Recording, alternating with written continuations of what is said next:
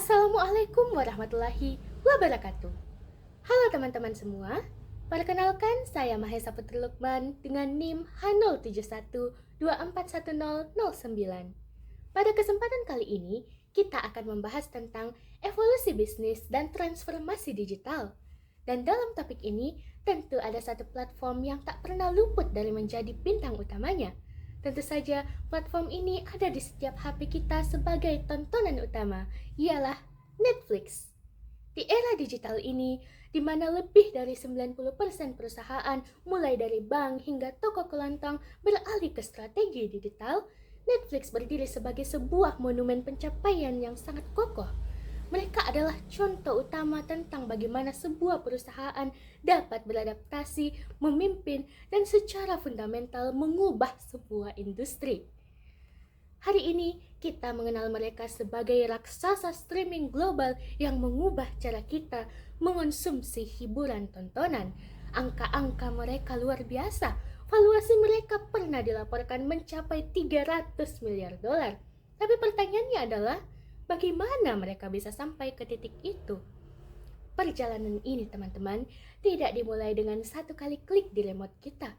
Perjalanan ini dimulai lebih dari 2 dekade yang lalu dengan sebuah ide sederhana dan sebuah amplop merah yang sangat ikonik. Hari ini kita akan membedah babak pertama dari kisah mereka. Transformasi Netflix dari DVD ke perusahaan penguasaan data. Kita akan fokus pada tahun-tahun awal yang sangat krusial, yaitu mulai dari tahun 1997 hingga 2006. Kita kembali melangkah ke tahun 1997. Dunia adalah tempat yang sangat berbeda dari apa yang kita kenal sekarang. Internet masih baru, dan kalaupun kita ingin menonton film, pilihannya sangat terbatas. Kita harus pergi ke toko video fisik seperti Blockbuster, harus berharap film yang kita inginkan stoknya tersedia, dan kita harus membayarnya. Dan yang paling penting, kita harus mengembalikannya tepat waktu. Atau bersiaplah membayar denda keterlambatan yang sangat menyebalkan itu kalau sampai kita telat mengumpulkan kembali apa yang kita pinjam. Lalu muncullah 2 orang pengusaha muda, yaitu Reed Hastings dan Mark Randolph. Seperti yang mereka rumuskan, ide mereka adalah menciptakan Amazon, tapi khusus untuk film. Semua pasti tahu Amazon, sebuah platform e-commerce yang sangat terkenal di Amerika Serikat. Tetapi mereka ingin menciptakan versi Amazon yang murni untuk penyewaan film semata. Maka pada tahun 1998, Netflix.com diluncurkan. Model bisnisnya untuk saat itu adalah sebuah keajaiban untuk zaman pada saat itu. Anda bisa membayar biaya berlangganan bulanan, dan Anda juga bisa masuk ke situs web mereka dan membuat daftar film atau wishlist yang ingin Anda tonton. Lalu Netflix akan mengirimkan DVD dari wishlist Anda langsung ke kotak surat Anda. Biasanya dalam waktu 1 hari kerja. Dari sinilah muncul pernyataan tentang amplop merah ikonik Netflix karena mereka mengirimkannya dalam bentuk amplop merah. Dan Anda bisa menyimpan amplop tersebut selama yang Anda mau. Tidak ada denda keterlambatan seperti Blockbuster, tidak ada sama sekali. Nah, setelah Anda selesai menonton, barulah Anda masukkan kembali DVD-nya ke dalam amplop yang sudah disiapkan dan mengirimnya kembali. Begitu mereka menerima, mereka akan mengirimkan film berikutnya dari wishlist Anda. Ini adalah resolusi tegas untuk semua masalah penyewaan video. Ini adalah kenyamanan tertinggi yang bisa didapatkan oleh orang-orang pada saat itu. Daripada perlu mengantri lama-lama di toko fisik, pengguna bisa menonton film dari kenyamanan di rumah mereka kapanpun mereka mau, tanpa takut akan denda keterlambatan. Tapi menjadi revolusioner pada saat itu tentu tidak mudah, dan kenyataan bisnis itu menghantam mereka dengan realita yang keras. Model DVD by mail ini, meskipun terkesan cerdik, ternyata sangat mahal untuk dijalankan. Dalam 2 tahun pertama, Netflix hanya berhasil mengumpulkan sekitar 300.000 pelanggan. Tentu, jumlah itu sangatlah kecil kalau dibandingkan dengan jumlah penduduk Amerika Serikat. Masalah terbesarnya adalah biaya operasional.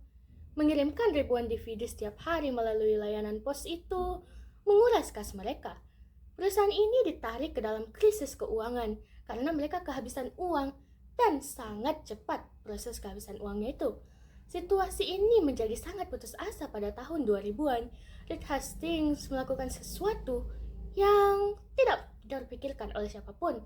Dia malah pergi ke pesaing terbesarnya, musuh bebuyutannya, sebuah antitesis dari ide Netflix yang ingin dia ciptakan, yaitu dia pergi ke Blockbuster. Ya, Blockbuster, toko peminjaman fisik video itu. Dia terbang ke markas Blockbuster, yang pada saat itu telah menjadi raja dunia penyewaan film. Mereka adalah bisnis terdepan dalam industri tersebut. Sebuah raksasa yang memiliki nilai miliaran dolar pada masa itu yang tentunya sangat mahal. Model bisnis mereka, seperti yang sudah dijelaskan tadi, adalah bisnis konvensional. Mereka punya ribuan toko fisik di berbagai lokasi-lokasi utama. Mereka adalah Goliath dalam industri penyewaan film. Sedangkan Netflix ini adalah si David yang berdarah-darah, datang dengan sebuah tawaran kepada Blockbuster. Hastings menawarkan 49% saham perusahaannya kepada Blockbuster. Dia pada dasarnya berkata, "Beli kami ambil alih operasi online. Kami akan mengurusnya. Kita gabungkan kekuatan fisik dan digital." Dan Blockbuster tentu menolak mentah-mentah. Bagi Blockbuster, Netflix hanyalah layanan niche yang sedang sekarat. Mereka tidak melihat nilai dalam modal mail order yang rumit ini. Mereka tidak melihat masa depan. Bahkan ketika masa depan itu sedang mengetuk pintu mereka dan memohon untuk dibeli. Ini tanpa diragukan lagi telah menjadi salah satu kesalahan bisnis terbesar di abad ke-21.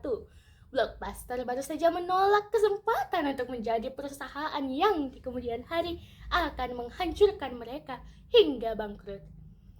Nah, ditolak, dipermalukan, dan nyaris bangkrut. Reed Hastings kembali dari pertemuan itu dengan satu kesadaran. Mereka harus berjuang sendirian. Dan disinilah pembahasan kita memasuki bagian intinya. Disinilah Netflix melakukan apa yang kita sebut sebagai transformasi, sebagai putaran balik 180 derajat. Mereka tidak hanya bertahan hidup, mereka berevolusi, they evolve. Di transformasi mereka ini terjadi dalam dua bidang yang jenius, di bidang logistik dan di bidang data. Nah, pertama kita bahas bagian logistiknya. Netflix sadar mereka tidak bisa lagi bergantung pada layanan pos yang mahal dan lambat. Jadi apa yang mereka lakukan? Mereka memutuskan untuk memotong ketergantungan itu. Pada peta Amerika Serikat, titik-titik merah mulai bermunculan. Mereka tidak membangun satu gudang raksasa. Tidak, mereka membangun sebuah jaringan yang disebut rantai jaring atau web chain, lebih dari 50 gudang distribusi yang lebih kecil yang tersebar secara strategis di seluruh Amerika Serikat. Ini adalah langkah yang brilian, karena daripada memusatkannya pada satu titik, mereka menyebarkan influence mereka. Ini secara drastis dapat memotong juga biaya pengiriman, dan yang lebih penting, memotong waktu pengiriman.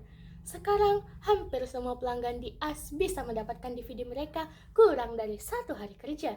Mereka mengubah kelemahan terbesar mereka menjadi kekuatan terbesar mereka, yaitu pengiriman fisik. Nah, tapi reformasi operasional ini hanyalah setengah dari cerita. Inovasi fisik mereka luar biasa, tapi inovasi digital mereka lah yang mengubah permainan selamanya. Di tahun yang sama, saat Blockbuster menolak mereka, tahun 2000, Netflix meluncurkan senjata rahasia mereka yang disebut sebagai Cinematch. Cinematch itu apa? Ini adalah sistem rekomendasi mereka. Tapi berbeda dengan algoritma-algoritma yang kita kenal sekarang. Bukan hanya sekedar Anda mungkin juga menyukai atau Anda mungkin tertarik dengan, tidak. Cinematch adalah sebuah algoritma yang melakukan evolusi sistematis terhadap riwayat sewa DVD setiap pengguna. Begini cara kerjanya. Model Blockbuster atau toko fisik bergantung pada stok terbatas di rak mereka. Mereka hanya bisa mempromosikan film-film Blockbuster yang terbaru. Tapi model Netflix dengan gudang raksasa mereka yang tersebar di berbagai titik strategis memiliki stok yang tak terbatas. Mereka punya film-film indie, dokumenter, film klasik, bahkan film-film yang sudah dilupakan orang-orang. Masalahnya hanyalah bagaimana cara membuat pelanggan menemukan film-film itu. Jawabannya tentu adalah dengan algoritma yang mereka buat tadi, Cinematch. Nah, Cinematch ini adalah sebuah pergeseran seismik yang kita sebutkan tadi. Fokus Netflix telah bergeser. Mereka sadar mereka bukan perusahaan logistik yang menyewakan DVD. Mereka adalah perusahaan teknologi dan analitik yang kebetulan menggunakan DVD sebagai media. Sistem ini secara dramatis meningkatkan keterlibatan pelanggan, dan pelanggan itu merasa dikenal, merasa diperhatikan secara personal. Karena itulah mereka terus kembali, sebab Netflix tahu apa yang mereka inginkan, bahkan sebelum mereka tahu bahwa mereka menginginkannya. Seperti diramal tentang kesukaan kita itu apa, dan apa hasil dari kedua inovasi ini. Modal rental online yang didukung dengan logistik super efisien serta analisis data yang adiktif mulai menghancurkan model-model toko video fisik seperti Blockbuster. Pada tahun 2006, jumlah pelanggan Netflix telah mencapai 6,3 juta pelanggan yang loyal, bertumbuh dari yang tadinya hanya 300.000 orang.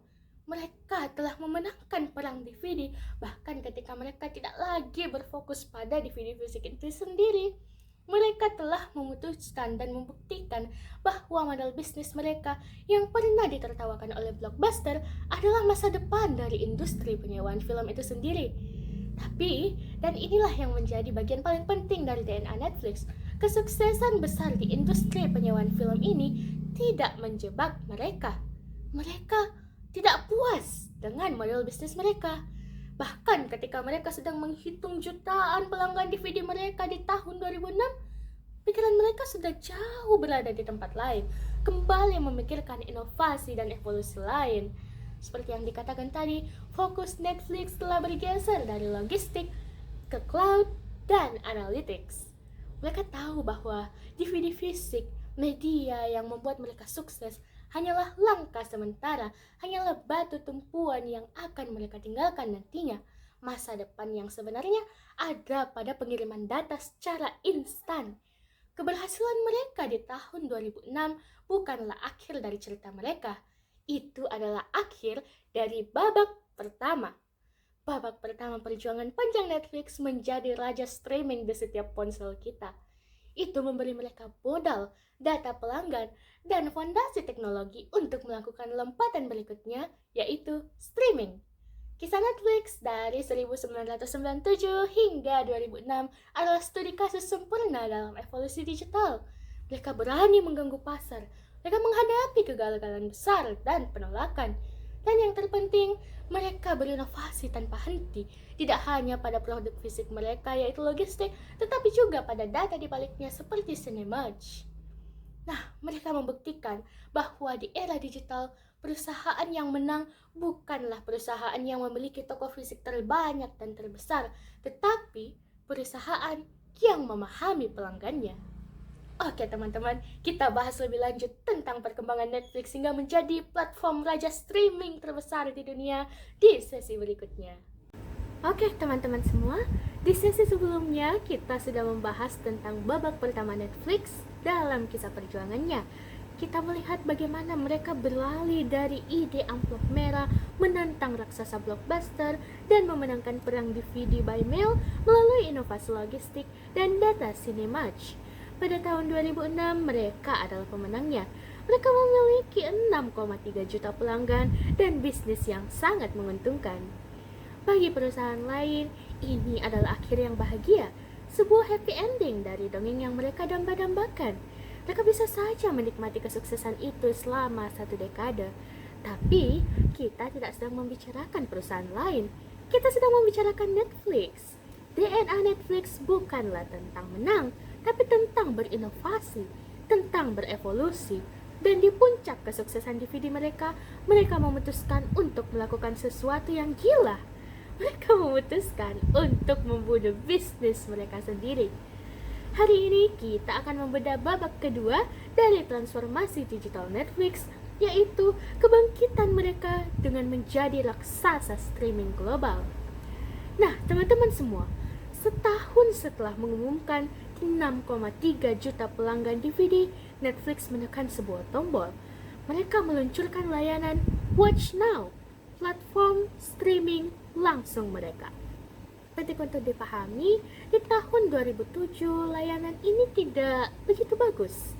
Koneksi internet pada masa itu rata-rata masih sangat lambat, Tidak ada yang namanya 4G atau 5G seperti yang kita miliki sekarang. Kualitas videonya pun tidak seberapa. Mana ada istilah HD atau bahkan 1080p itu. Dan katalognya hanya 1000 film. Bandingkan dengan puluhan ribu judul di perpustakaan DVD mereka. Jadi, mengapa mereka melakukannya? Mengapa mereka mengkanibalisasi bisnis DVD mereka yang sudah sangat sukses dengan produk streaming yang jauh lebih inferior? Reed Hastings tahu bahwa masa depan bukanlah pada pengiriman cakram plastik. Masa depan ada pada pengiriman data. DVD adalah kapal induk mereka dan streaming adalah skoci yang mereka persiapkan untuk badai di masa depan itu, yang mereka bangun selagi kapal induk itu masih bisa berlayar dengan gagah. Jadi kenapa? Ya karena semua ini tentang vision. Mereka lebih baik mengganggu diri mereka sendiri daripada menunggu pesaing lain melakukannya. Ini adalah pelajaran transformasi digital yang paling penting. Jangan pernah jatuh cinta pada produk kita saat ini. Ya, ada jeda besar di antara timeline kita dari 2007 sampai 2017. Tapi tahun-tahun di antara itulah yang bisa dibilang sebagai periode transformasi paling penting dalam sejarah Netflix. Setelah meluncurkan streaming, mereka menghadapi dua masalah teknis besar. Masalah yang pertama, skalabilitas. Menjalankan server video untuk ribuan pengguna itu mudah. Tapi bagaimana dengan jutaan? Puluhan juta di seluruh dunia. Pusat data atau server fisik milik Netflix sendiri tidak akan pernah sanggup.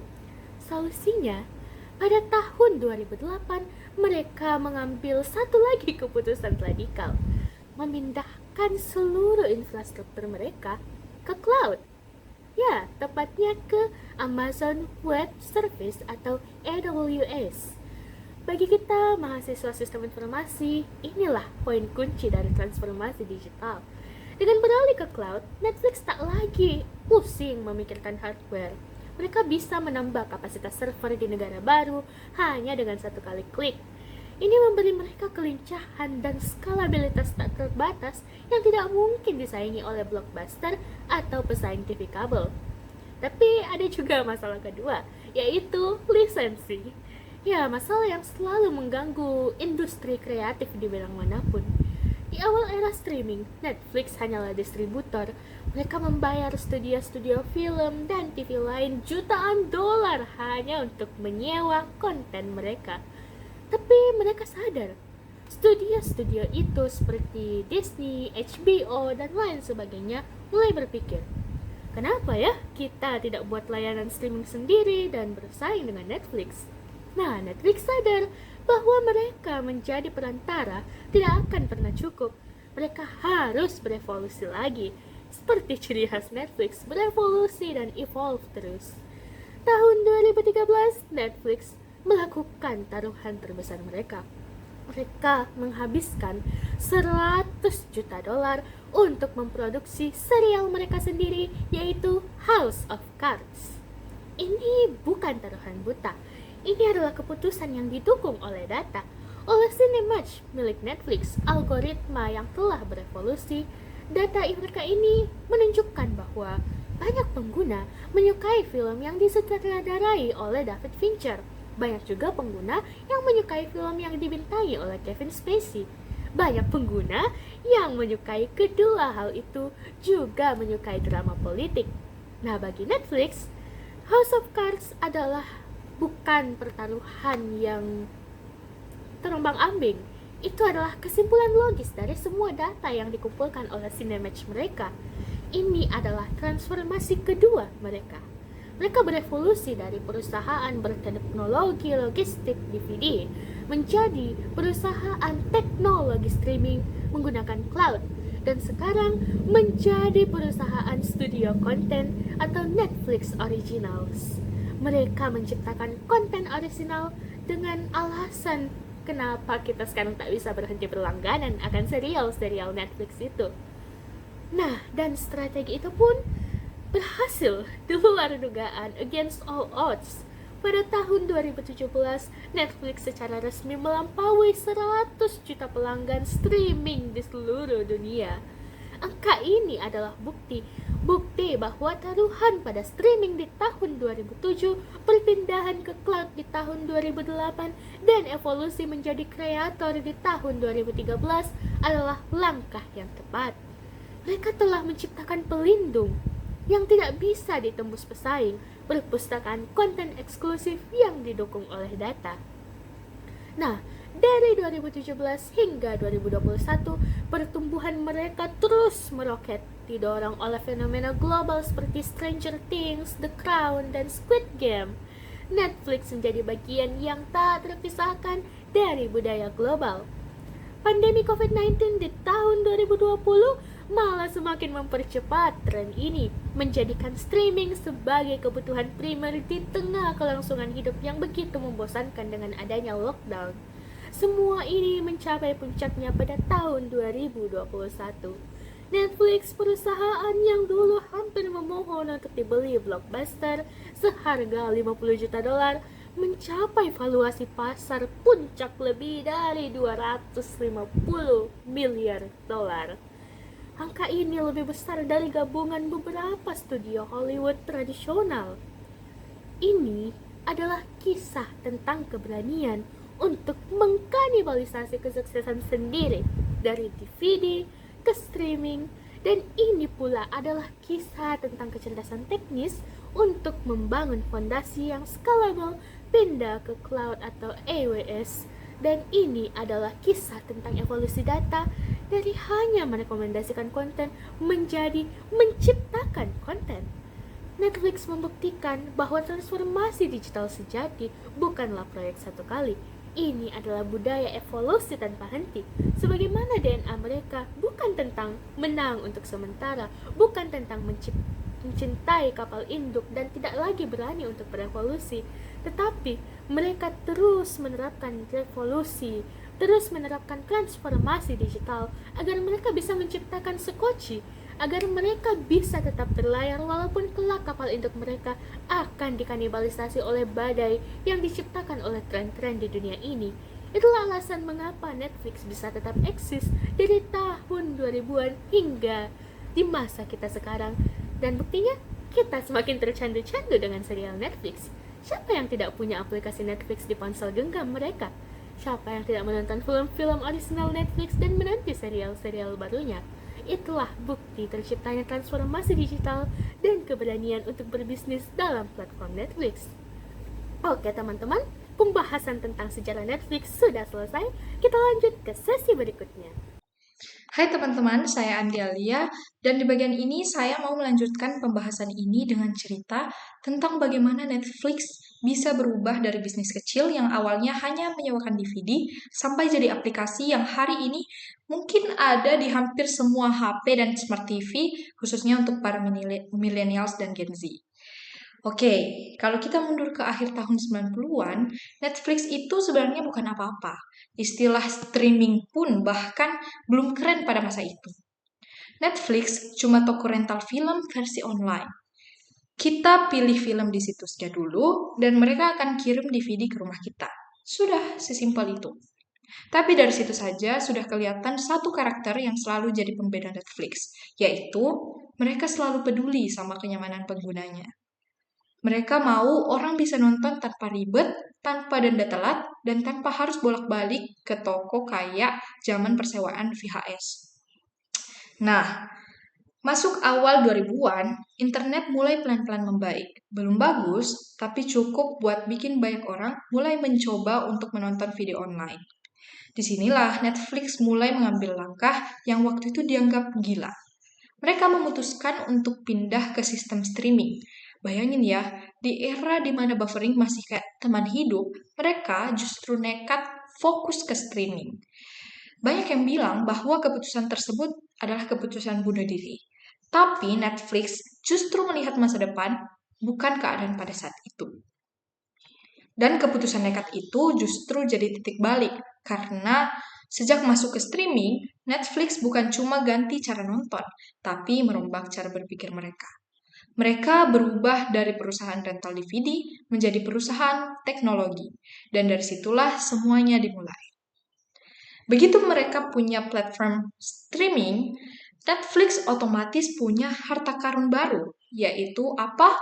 Yap, data. Mereka bisa lihat pola penonton dengan detail yang bahkan stasiun TV pun tidak pernah bisa dapat itu. Film apa yang sering ditonton, bagian mana yang sering dilewatkan, bahkan sampai genre apa yang bikin orang betah nonton sampai habis. Ini bukan sekedar informasi remeh, tapi ini kayak kompas yang bisa menunjukkan arah strategis perusahaan. Netflix Netflix itu bukan cuma mengumpulkan data, tapi mereka benar-benar membangunnya jadi tulang punggung bisnis. Makanya aplikasi Netflix itu terasa kayak dia punya kepribadian sendiri. Rasanya tuh kayak dia kenal sama kita. Karena memang iya, dia belajar dari kebiasaan kita. Kalau kamu sering nonton drama Korea, Netflix akan terus kasih dorongan konten romance atau thriller Asia. Kalau kamu dominan nonton action, poster yang muncul pun akan berubah jadi muka karakter yang lebih sangar. Hal kecil kayak thumbnail pun mereka bisa eksperimen sampai ratusan kali. Dan yang paling menarik adalah bagaimana mereka pakai data tadi untuk memutuskan film apa yang layak diproduksi. Dan ini benar-benar beda dari rumah produksi lama yang hanya mengandalkan intuisi. Netflix itu mainnya berdasarkan pola, kecenderungan, dan probabilitas. Kayak misalnya, waktu Netflix itu memutuskan untuk bikin Squid Game. Itu bukan asal menebak atau ikut-ikutan tren Korea saja. Namun, Netflix itu sebenarnya sudah lama lihat pola dari data mereka. Penonton Asia Tenggara, termasuk Indonesia, suka cerita yang intens, penuh tekanan, tapi tetap punya sisi emosional yang kuat. Mereka juga tahu, drama Korea dengan tema survival dan thriller selalu masuk chart paling atas di banyak negara. Jadi, sebelum Squid Game dibuat, Netflix sebenarnya sudah punya gambaran kuat bahwa genre seperti itu bakal punya potensi yang besar. Apalagi karakter-karakter yang relate kehidupan sehari-hari, isu sosial yang dekat dengan kita, dan tensi ceritanya bikin orang susah berhenti untuk menonton. Dan benar saja, begitu rilis, bukan cuma sukses, tapi jadi fenomena global. Semua orang nonton, semua orang bahas, bahkan sampai jadi tren kostum Halloween. Tapi perjalanan transformasi Netflix itu tidak terus-menerus mulus kayak jalan tol ya. Tahun 2008, mereka itu sempat kena masalah besar. Server mereka down parah karena penggunanya itu makin banyak. Nah, dari kejadian itulah yang bikin mereka sadar bahwa fondasi teknologinya belum cukup kuat untuk masa depan. Dari situ mereka berjanji, ini tidak boleh terulang lagi. Dan keputusan besar diambil yaitu migrasi ke cloud. Mereka pindah total ke Amazon Web Services. Prosesnya itu cukup panjang sekali sampai 7 tahun, namun setelah selesai hasilnya sangat luar biasa. Netflix bisa melayani penonton dari berbagai negara, semua dengan kualitas stabil. Bahkan saat rilis film besar dan jutaan orang nonton di waktu yang sama, servernya pun tidak tumbang. Di belakang layar, itu merupakan pencapaian yang sangat mind-blowing. Dan yang jarang orang ketahui, Netflix ini bikin jaringan servernya sendiri yang dinamakan Open Connect. Sederhananya, Netflix itu menyimpan gudang film mini di berbagai negara. Jadi misalnya, kita nonton Stranger Things dari Makassar. File videonya itu bukan diputar dari Amerika, tapi dari server Netflix yang jaraknya jauh lebih dekat. Itulah alasan kenapa Netflix itu jarang buffering dan kenapa kualitas videonya itu sering langsung HD atau 4K. Nah, selain teknologi dan data, Netflix juga punya budaya kerja yang unik sekali. Mereka percaya sama konsep freedom and responsibility. Jadi, karyawan di Netflix itu diberikan kebebasan besar untuk bereksperimen dan mencoba hal-hal yang baru. Tapi di balik kebebasan itu, tuntutannya pun juga tinggi. Mereka harus bertanggung jawab penuh atas keputusan yang diambil. Tidak ada birokrasi ribet, tidak ada atasan yang cuma duduk dan ngelarang ide baru tanpa alasan yang jelas. Lingkungannya itu benar-benar mendorong kreativitas semua orang. Nah, dan tanpa disengaja, Netflix juga mengubah budaya nonton kita. Mereka memperkenalkan binge watching. Dulu, kita itu menunggu seminggu untuk episode baru. Dan Netflix sekarang datang dan bilang, nih, satu season, langsung, terserah mau nonton berapa jam. Nah, kebiasaan ini begitu kuat sampai jadi standar global. Bahkan platform lain pun jadi ikut-ikutan. Yang bikin Netflix itu makin solid adalah keberaniannya buat tidak cuma fokus ke industri Hollywood. Mereka masuk ke negara-negara lain dan mengembangkan konten lokal. Squid Game dari Korea, Money Heist dari Spanyol, Dark dari Jerman, semuanya jadi fenomena global. Dan itu membuktikan bahwa selera penonton itu sudah berubah. Orang-orang itu sudah tidak peduli film itu dari mana. Tapi intinya yang penting itu filmnya menarik. Nah, kalau dilihat dari kacamata bisnis dan bidang sistem informasi, Netflix adalah contoh yang paling ideal.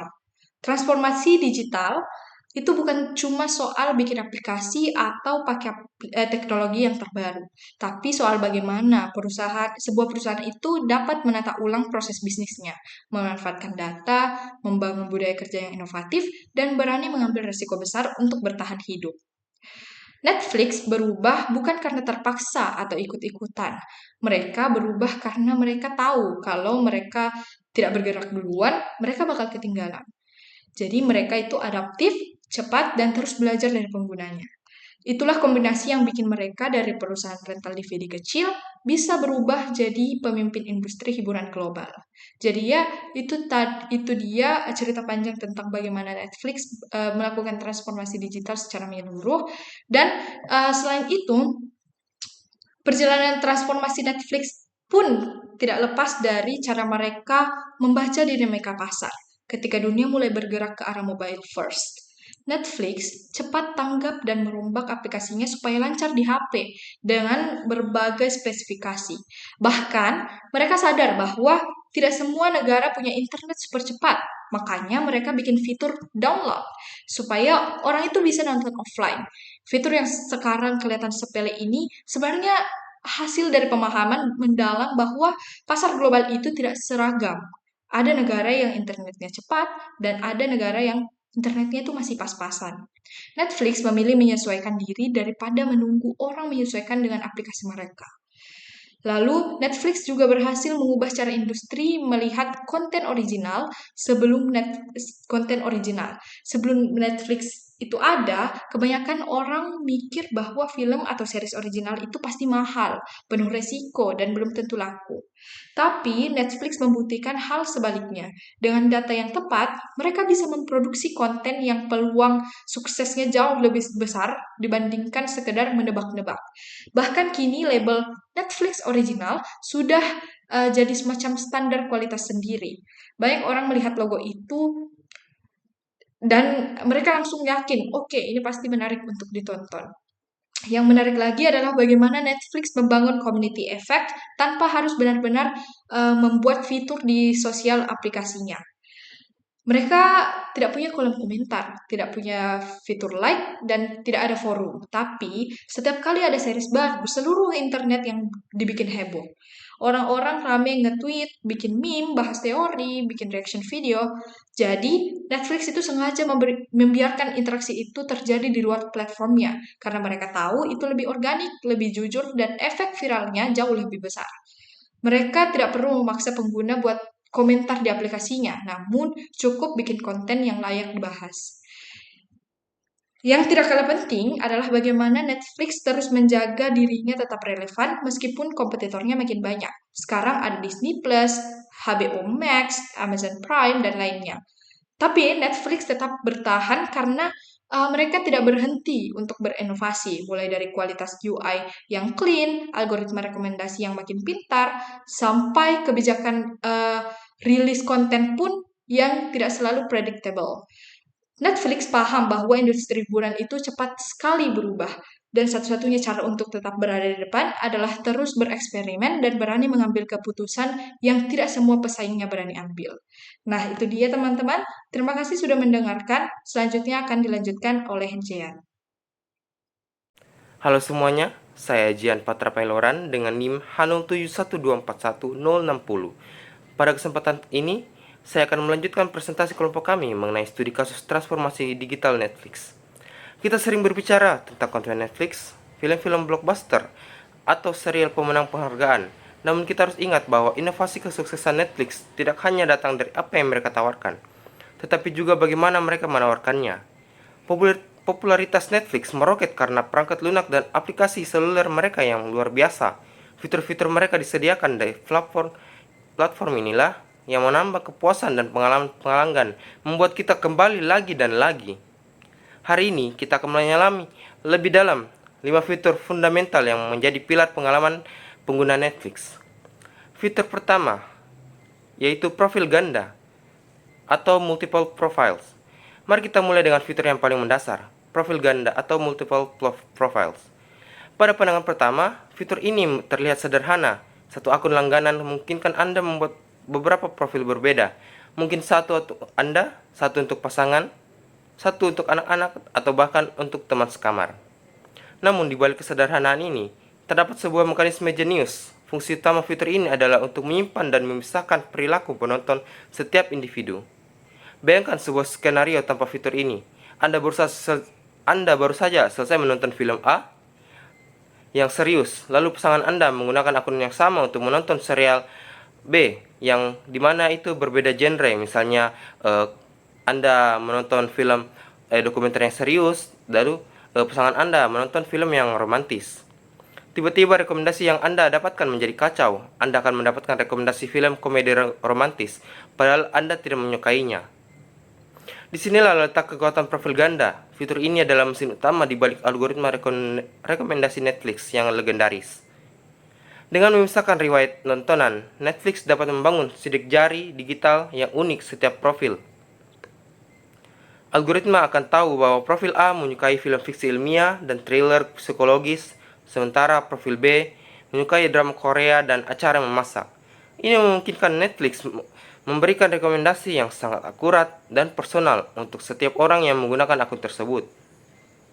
Bagi pengguna, ini berarti kepuasan. Bagi Netflix, ini berarti retensi pelanggan. Setiap anggota keluarga merasa bahwa langganan itu milik mereka, karena platform tersebut memahami selera unik mereka. Ini adalah personalisasi dalam skala masif. Kita lanjut ke fitur kedua, fitur unduhan. Fitur kunci kedua yang akan kita bahas adalah fitur unduhan atau downloads. Netflix memahami satu rintangan terbesar dalam layanan streaming, konektivitas internet yang tidak stabil. Untuk memungkinkan pengguna menonton film atau serial TV di perjalanan, misalnya saat berada di pesawat, di kereta, atau di lokasi terpencil dengan koneksi internet yang buruk, Netflix memperkenalkan fitur unduhan. Ini adalah langkah strategis yang brilian. Fitur ini secara fundamental mengubah proporsi nilai Netflix. Netflix tidak lagi hanya menjadi layanan. Saat Anda menggunakan di rumah dengan WiFi, ia berevolusi menjadi teman perjalanan. Pengguna dapat mengunduh episode atau film favorit mereka ke perangkat seluler sebelum meninggalkan rumah. Ini berarti mereka dapat menonton konten tanpa buffering, tanpa menghabiskan kuota data seluler yang mahal, dan bahkan di tempat yang tidak ada sinyal sama sekali. Secara teknis, ini juga bukan sekedar unduhan file MP4 biasa. Konten yang diunduh dilindungi oleh DRM atau Digital Rights Management, yang berarti file tersebut aman, tidak dapat dibajak, dan biasanya memiliki tanggal kadaluarsa. Dengan mengatasi masalah konektivitas, Netflix secara efektif memperluas jangkauan layanannya ke setiap aspek kehidupan penggunanya, menjadikan platform ini pendamping yang esensial, bukan lagi kemewahan yang hanya bisa dinikmati di rumah. Kita melangkah ke fitur yang ketiga, yaitu fitur pencarian atau search. Selanjutnya, mari kita bicara tentang fitur pencarian. Lagi-lagi, ini terdengar sederhana. Tentu saja aplikasi video memiliki fitur pencarian, bukan? Namun fitur pencarian Netflix jauh lebih canggih daripada yang terlihat. Dengan puluhan ribu judul di perpustakaannya, menemukan sesuatu secara spesifik bisa menjadi seperti mencari jarum di tumpukan jerami. Jika pengguna tidak dapat menggunakan apapun yang mereka inginkan dengan cepat, mereka akan frustasi dan menutup aplikasi. Nah, pencarian Netflix dirancang untuk mengatasi kelumpuhan pilihan atau choice paralysis. Pertama, pencarian ini sangat prediktif dan cepat.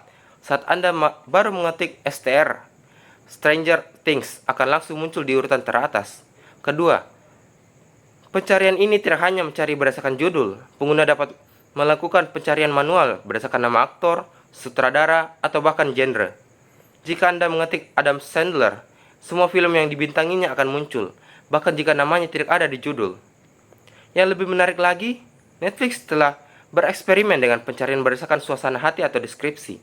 Anda bisa mengetik film menegangkan dengan plot twist dan mendapatkan hasil yang relevan. Fitur pencarian yang kuat ini bekerja selaras dengan algoritma rekomendasi. Jika Anda mencari satu film, Netflix tidak hanya menampilkannya, tetapi juga menampilkan baris karena Anda mencari yang menyarankan judul-judul yang serupa. Ini adalah cara lain untuk membimbing pengguna menemukan konten baru yang mungkin mereka sukai, memastikan mereka selalu memiliki sesuatu untuk ditonton. Nah, kita melangkah ke fitur yang keempat, model langganan yang berbeda. Fitur keempat yang sangat penting dari sisi bisnis dan pengguna adalah model langganan yang berbeda atau different subscription models. Netflix sadar betul bahwa satu harga tidak cocok untuk semua orang. Kebutuhan dan kemampuan finansial pengguna sangat bervariasi, terutama ketika mereka berekspansi secara global ke berbagai negara dengan tingkat ekonomi yang berbeda. Untuk menyesuaikan diri dengan semua segmen pengguna dan memperluas target audiens mereka, Netflix menyediakan beberapa paket langganan yang berbeda. Biasanya ini dibagi berdasarkan tiga faktor: harga, kualitas video, dan jumlah layar simultan. Sebagai contoh, kita umumnya melihat paket seperti paket seluler atau mobile. Ini adalah paket termurah dirancang untuk pasar berkembang di mana ponsel adalah layar utama. Kualitasnya biasanya SD atau hanya bisa ditonton di satu ponsel atau tablet. Paket dasar atau basic, satu layar dalam satu waktu, kualitas SD dan HD. Cocok untuk individu atau mereka yang tidak terlalu peduli dengan kualitas gambar tertinggi. Paket yang ketiga adalah paket standar. Ini adalah paket paling populer, memungkinkan dua layar menonton secara bersamaan dengan kualitas HD. Sempurna untuk pasangan atau keluarga kecil. Dan paket premium, paket termahal, menawarkan 4 layar simultan dan kualitas video terbaik 4K Ultra HD. Ini ditargetkan untuk keluarga besar atau penggemar teknologi yang memiliki TV 4K. Strategi penetapan harga berjenjang ini sangat jenius. Ini memungkinkan Netflix untuk memaksimalkan penetrasi pasar. Mereka dapat menarik pelajar atau pengguna di negara berkembang dengan paket seluler yang murah, sambil tetap mendapatkan pendapat maksimal dari pengguna power user di pasar yang lebih makmur dengan paket premium. Fitur yang kelima adalah kontrol orang tua atau parental control. Terakhir, namun tidak kalah pentingnya adalah kontrol orang tua. Netflix adalah platform yang harus melayani semua usia, mulai dari anak balita hingga orang dewasa. Ini berarti perpustakaan mereka berisi kartun anak-anak yang ramah, tetapi juga serial drama dewasa yang intens dengan kekerasan atau konten eksplisit. Bagi orang tua, ini adalah sumber kekhawatiran. Netflix memahami bahwa untuk menjadi layanan yang ramah keluarga, mereka harus memberikan rasa aman dan kepercayaan. Fitur kontrol orang tua ini memiliki beberapa lapisan. Yang pertama, profil anak-anak atau Kids Profile. Ini adalah lapisan pertama dan termudah. Saat Anda membuat profil anak, antar mukanya langsung berubah. Latar belakangnya menjadi putih dan cerah, dan hanya menampilkan konten yang telah disaring dan aman untuk anak-anak. Biasanya itu pada kisaran umur 12 tahun ke bawah. Fitur kontrol yang kedua adalah pengaturan rating usia. Untuk profil non-anak, orang tua dapat masuk ke pengaturan akun dan secara spesifik menetapkan batas rating usia untuk profil tertentu. Misalnya, Anda dapat mengatur profil remaja Anda dengan hanya bisa mengakses konten hingga rating 16+. Dan fitur yang ketiga adalah kunci PIN. Ini adalah kontrol paling kuat. Orang tua dapat mengatur PIN 4 digit. PIN ini dapat digunakan untuk muncul profil tertentu, seperti profil orang tua, atau digunakan untuk membuka kunci konten, apapun yang melampaui batas rating yang telah ditetapkan. Dengan menyediakan kontrol yang kuat ini, Netflix menghilangkan hambatan besar bagi keluarga untuk berlangganan. Orang tua dapat merasa tenang dan membiarkan anak-anak mereka menjelajahi profil anak, sementara konten dewasa mereka tetap aman terkunci di profil mereka sendiri.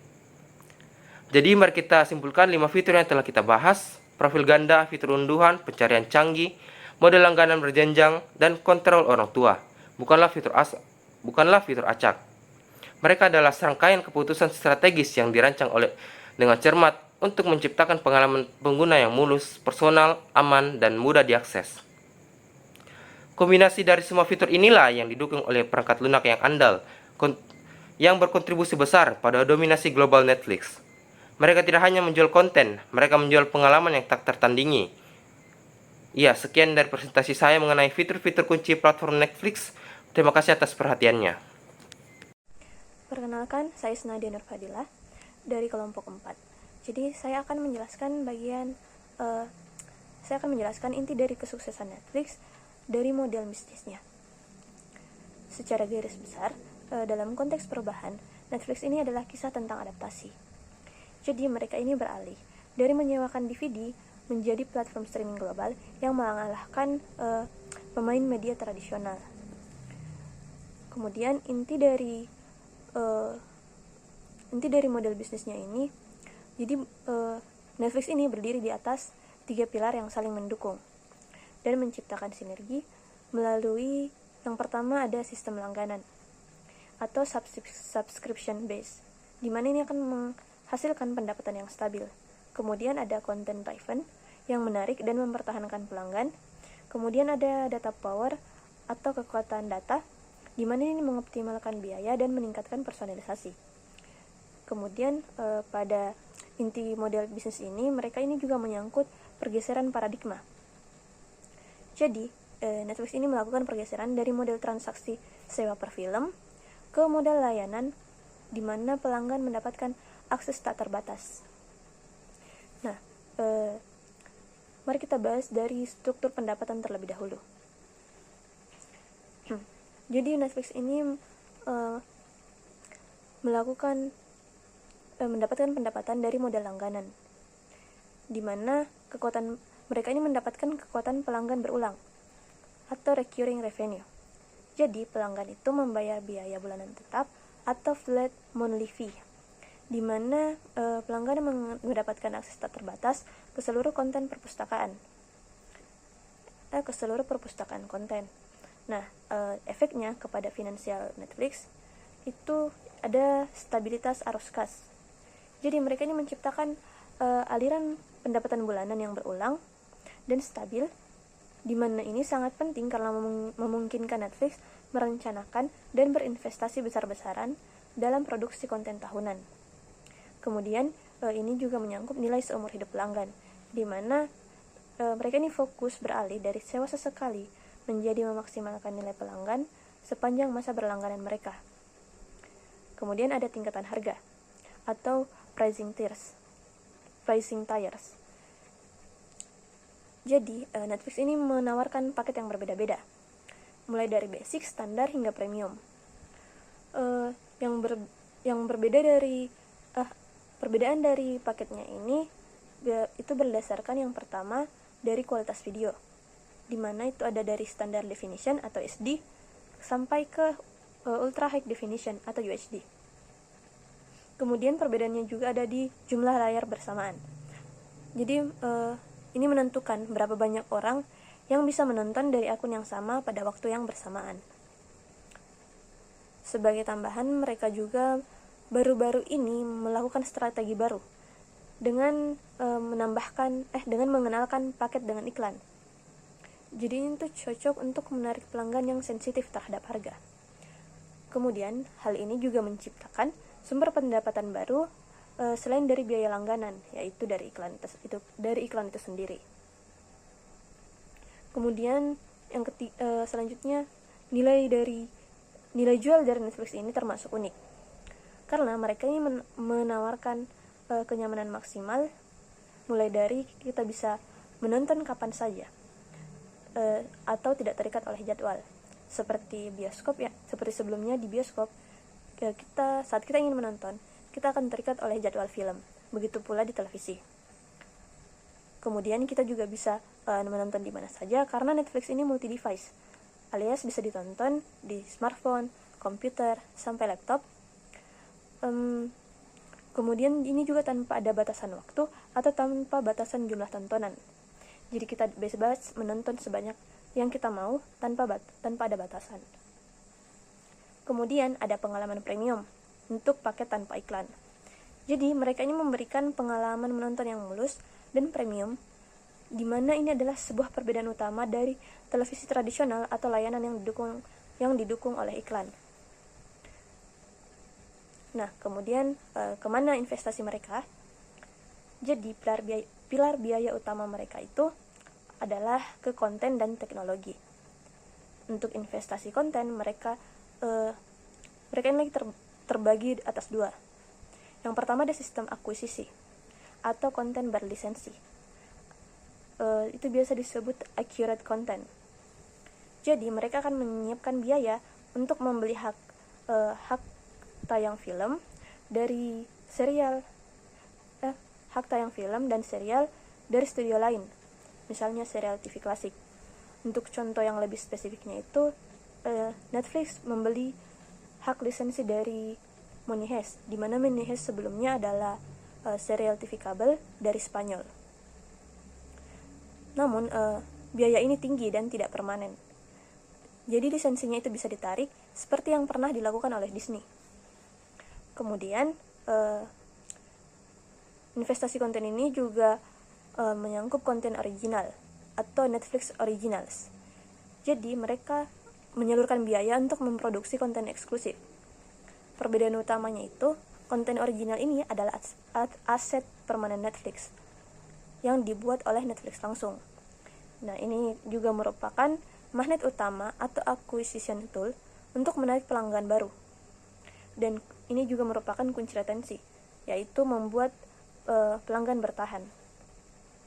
Contohnya itu serial Netflix yang tahun ini sangat booming adalah Squid Game. Nah, Squid Game ini berhasil menarik jutaan pelanggan baru di seluruh dunia. Kemudian investasi biaya selanjutnya ada ke teknologi dan infrastruktur. Jadi, untuk biaya teknologi ini mereka menggunakan cloud computing atau biaya operasional platform yang sangat besar, di mana sebagian besar itu di-host di cloud, terutama di Amazon Web Service atau bisa disebut AWS. Kemudian ada Content Delivery Network atau CDN. Jadi Netflix ini memiliki sistem CDN sendiri yang disebut dengan Open Connect, di mana ini tuh berfungsi untuk mengoptimalkan pengiriman data video ke pengguna akhir di seluruh dunia. Nah, ini memastikan streaming itu cepat, berkualitas tinggi, dan juga meminimalkan biaya transmisi data dari pihak ketiga. Secara skalabilitas, ini akan memungkinkan Netflix melayani miliaran jam streaming per bulan tanpa lag yang berarti. Kemudian untuk strategi pertumbuhan dan optimasi data, mereka ini melakukan ekspansi global untuk sekarang. Tapi sebelumnya mereka itu hanya fokus di Amerika Utara. Jadi fokus pasar mereka awalnya ada di Amerika Utara. Namun setelah mencapai titik jenuh, Netflix akhirnya fokus pada peningkatan jumlah pelanggan di pasar internasional, mulai dari Asia Pasifik, Eropa, hingga Amerika Latin. Nah, strategi yang mereka gunakan juga adalah strategi lokalisasi atau localization, di mana mereka memproduksi konten yang relevan secara budaya. Misalnya itu drama Korea, serial India, Indonesia, ada juga drama Thailand, Jepang, dan sebagainya, di mana ini akan membantu untuk menembus pasar lokal. Selain itu, mereka juga menawarkan subtitle dan dubbing dalam puluhan bahasa. Jadi konten yang awalnya lokal sering kali menjadi hit global. Contohnya Money Heist. Kemudian ada juga kekuatan data atau data driven decision. Jadi Netflix akan melakukan pelacakan perilaku. Netflix melacak hampir semua yang pelanggan lakukan, mulai apa yang dinonton, kapan, di mana kita berhenti, kemudian durasi kita melihat sebuah trailer, bahkan warna poster yang paling sering kita klik. Nah, data ini akan diapakan? Jadi penerapan datanya adalah yang pertama ada personalisasi rekomendasi. Jadi algoritma itu memastikan beranda setiap pengguna itu berbeda, di mana mereka menyajikan konten yang 100% relevan, di mana ini yang secara dramatis mengurangi decision fatigue dan meningkatkan engagement. Ini juga berpengaruh ke keputusan produksi. Jadi data ini akan memandu studio mereka di mana mereka akan tahu genre apa yang paling diminati, kombinasi aktor apa yang paling populer, dan format serial apa yang paling banyak diselesaikan penonton. Nah, ini meminimalkan resiko dalam investasi konten dalam jumlah yang besar sampai miliaran dolar. Nah, kesimpulan yang bisa diambil adalah Netflix ini adalah sebuah lingkaran kebaikan, di mana langganan yang stabil ini akan menyediakan modal yang besar. Kemudian ini akan dibelanjakan untuk konten original yang menarik. Kemudian konten ini akan menarik pelanggan baru, di mana pelanggan baru ini akan memberi mereka data yang lebih cerdas. Dan data ini akan menghasilkan konten dan rekomendasi yang lebih baik. Kemudian pelanggan akan bertahan dan siklus tersebut akan terus berlanjut. Kemudian dampak revolusionernya, Netflix ini tidak hanya mengubah cara kita menonton film, tetapi juga mengubah sifat industri. Tapi juga dapat mengubah sifat industri hiburan. Jadi mereka berhasil mengubah produk fisik dari DVD dan tiket bioskop menjadi layanan digital yang berbasis langganan. Dengan pemahaman ini, kita bisa melihat bagaimana Netflix ini berhasil mentransformasi dirinya menjadi pemimpin digital. Nah, selanjutnya rekan saya akan menjelaskan lebih lanjut mengenai menganalisis biaya pengembangan aplikasi mirip Netflix. Mungkin sekian dari saya, terima kasih. Halo semua, nama saya Novelin Fitri Pandika. Selanjutnya, saya akan membahas tentang analisis biaya pengembangan aplikasi mirip Netflix. Nah, di analisis biaya pengembangan aplikasi mirip Netflix ini, saya akan membahas tentang bagaimana kita memperkirakan dan memahami biaya yang dibutuhkan untuk membangun platform streaming video seperti Netflix. Topik ini penting karena banyak perusahaan atau individu yang ingin membuat aplikasi streaming sendiri, tetapi seringkali tidak menyadari bahwa sistem seperti ini sangat kompleks dan membutuhkan anggaran besar. Oleh karena itu, kita perlu memahami komponen biayanya dengan jelas. Nah, apa itu aplikasi mirip Netflix? Aplikasi seperti Netflix bukan hanya aplikasi untuk menonton film biasa. Di balik tampilannya yang sederhana, ada banyak komponen teknologi yang berjalan bersamaan. Mulai dari aplikasi mobile dan web, server back-end, penyimpanan video dalam jumlah besar, sistem keamanan, algoritma rekomendasi, hingga infrastruktur streaming yang stabil untuk berbagai wilayah. Karena banyaknya bagian tersebut, analisis biayanya juga menjadi lebih besar dan lebih rumit. Ada beberapa faktor utama penentu biaya. Secara umum, ada beberapa faktor besar yang mempengaruhi total biaya pengembangan aplikasi streaming seperti Netflix. Yang pertama adalah kompleksitas fitur. Semakin banyak fitur yang ingin ditambahkan, semakin besar biaya yang dibutuhkan. Fitur-fitur seperti login, pendaftaran pengguna, list tontonan, riwayat tontonan, pengaturan profil, parental control, sistem rating, hingga algoritma rekomendasi semuanya butuh waktu dan tenaga pengembangan.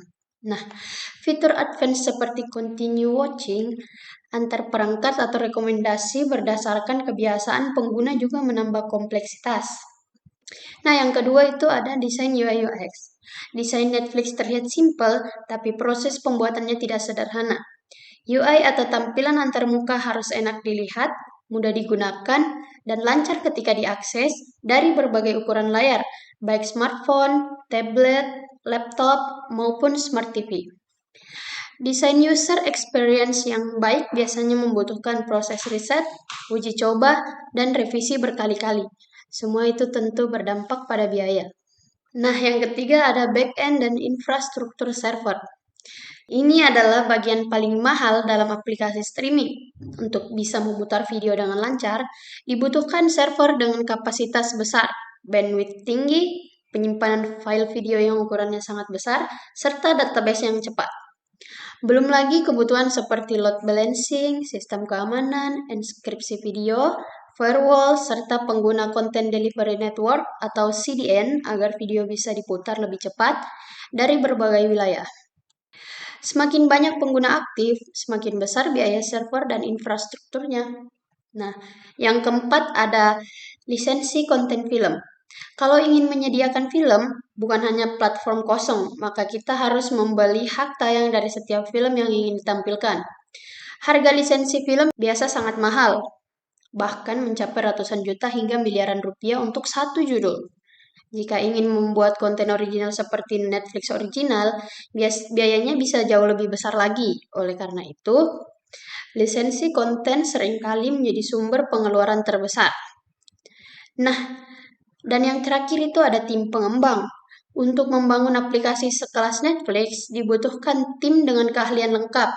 Biasanya terdiri dari back-end developer, mobile developer, web developer, UI UX designer, ahli server atau DevOps, quality assurance tester, hingga data science untuk fitur rekomendasi. Biaya pengembangan sangat bergantung pada jumlah orang, pengalaman, serta lama waktu pengerjaan. Nah, selanjutnya kita masuk di estimasi biaya berdasarkan tingkat kompleksitas. Nah, secara garis besar, pengembangan aplikasi seperti Netflix bisa dibagi menjadi 3 level biaya. Yang pertama ada level dasar, level menengah, dan level lanjutan. Nah, kita masuk ke level dasar, atau sering disebut versi produk paling dasar yang masih bisa digunakan. Level ini hanya memiliki fitur yang paling sederhana, misalnya login dasar, daftar film, dan pemutar video standar. Biasanya dibuat untuk menguji pasar atau menunjukkan konsep awal kepada investor. Biayanya berada pada kisaran miliaran rupiah. Nah, kita masuk di estimasi biaya berdasarkan tingkat kompleksitas. Secara garis besar, pengembangan aplikasi seperti Netflix bisa dibagi menjadi 3 level biaya. Yang pertama ada level dasar, level menengah, dan level lanjutan. Nah, kita masuk di level dasar atau MVP, atau juga sering disebut versi produk paling dasar yang masih bisa digunakan. Level ini hanya memiliki fitur paling sederhana, misalnya login dasar, daftar film, dan pemutar video standar. Biasanya dibuat untuk menguji pasar atau menunjukkan konsep awal kepada investor. Biayanya berada pada kisaran ratusan juta rupiah, tergantung kualitas desain dan teknologi yang digunakan. Nah, ini termasuk biaya aplikasi, back-end sederhana, dan server cloud dengan skala kecil. Nah, selanjutnya yang kedua kita masuk ke level menengah, atau fitur lebih lengkap. Pada level ini, fitur sudah mulai lebih serius. Misalnya ada sistem kategori film, pencarian, rekomendasi sederhana, multi-device, desain UI jauh lebih rapi, dan streaming yang lebih stabil. Biayanya biasanya sudah masuk ke angka miliaran rupiah karena mencakup server yang lebih kuat dan fitur yang lebih kompleks. Level ini biasanya dipilih oleh perusahaan yang ingin benar-benar meluncurkan aplikasi streaming komersial. Nah, yang terakhir ada level lanjutan atau setara dengan platform premium seperti Netflix. Nah, di level ini memiliki fitur lengkap dan teknologi canggih, misalnya algoritma rekomendasi berbasis kecerdasan buatan, pemilihan kualitas video otomatis sesuai jaringan, multi-profile dalam satu akun, sistem keamanan video tingkat tinggi, dan infrastruktur server global. Biaya pembuatannya bisa mencapai belasan miliar rupiah, tergantung skala dan fitur detail yang ingin dibangun. Dan sekali lagi, biaya ini belum termasuk biaya lisensi film yang bahkan bisa jauh lebih tinggi dari pengembangan aplikasinya sendiri.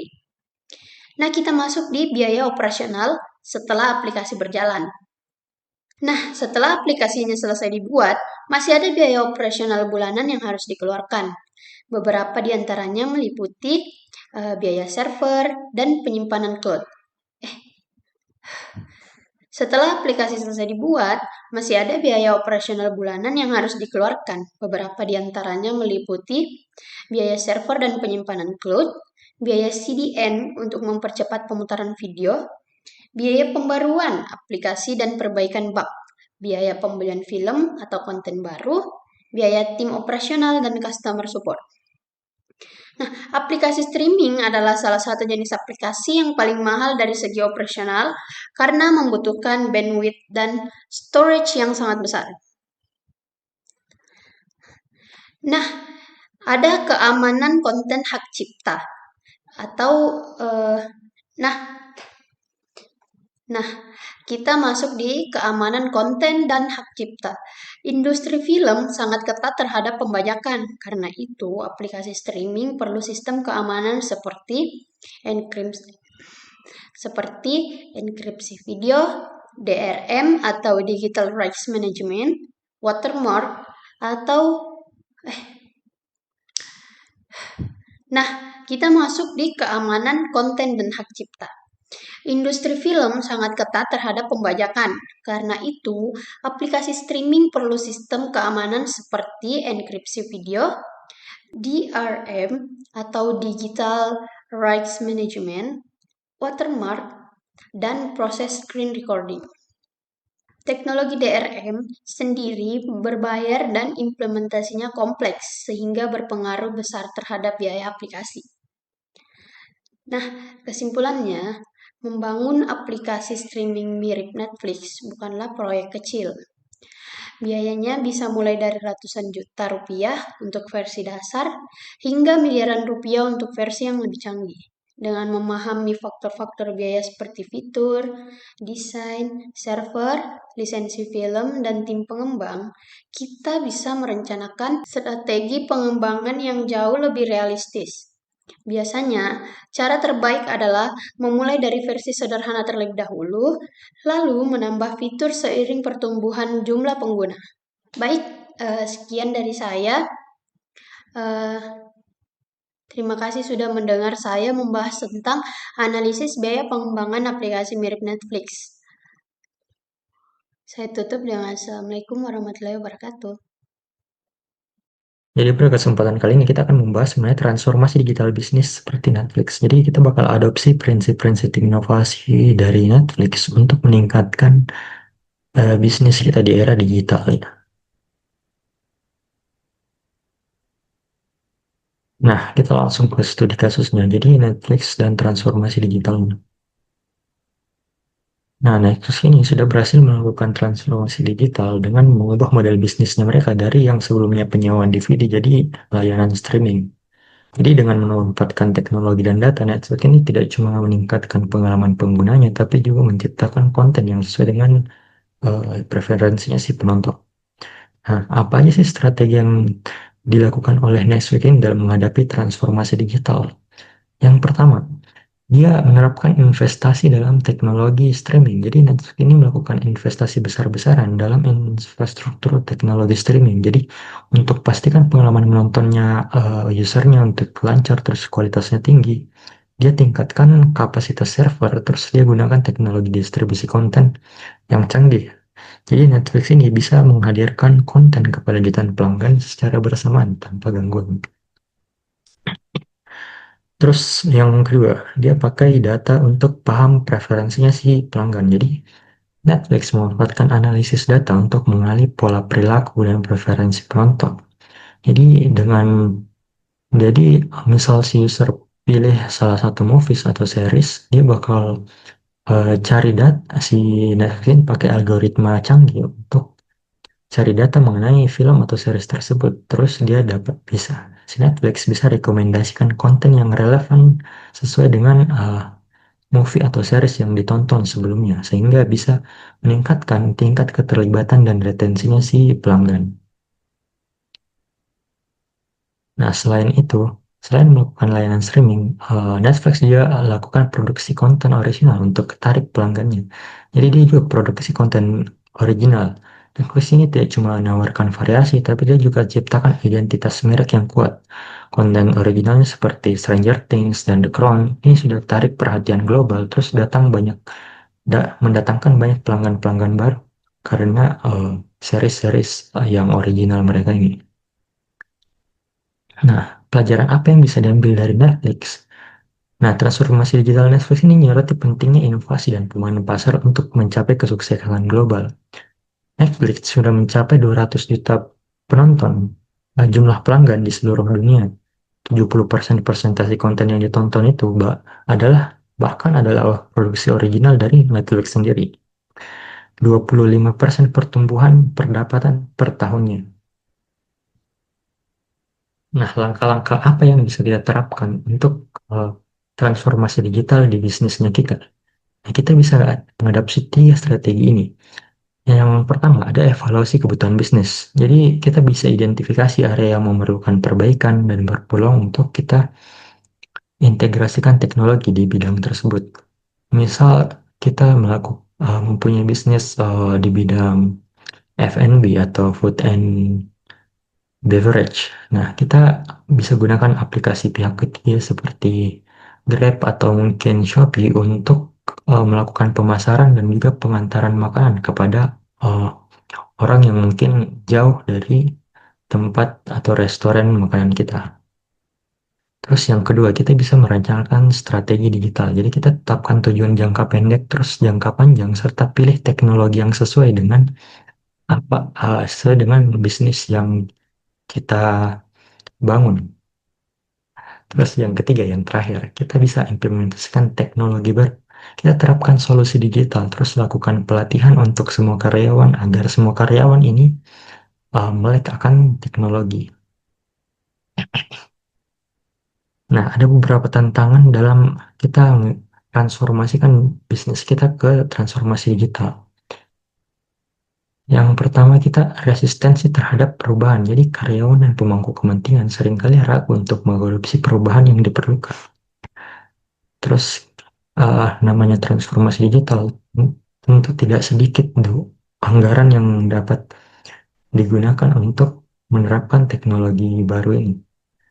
Terus yang terakhir, nah, kurangnya keterampilan digital. Karena ini, pelatihan kepada pegawai atau karyawan diperlukan untuk menggunakan teknologi baru ini secara efektif. Kesimpulan dan rekomendasi. Jadi transformasi digital merupakan fondasi utama bagi keberhasilan bisnis zaman sekarang. Dengan adopsi pendekatan yang serupa dengan Netflix, bisnis kita dapat berinovasi, meningkatkan pengalaman pelanggan, dan tetap bersaing di pasar yang berubah. Baik, mungkin sekian yang bisa saya sampaikan.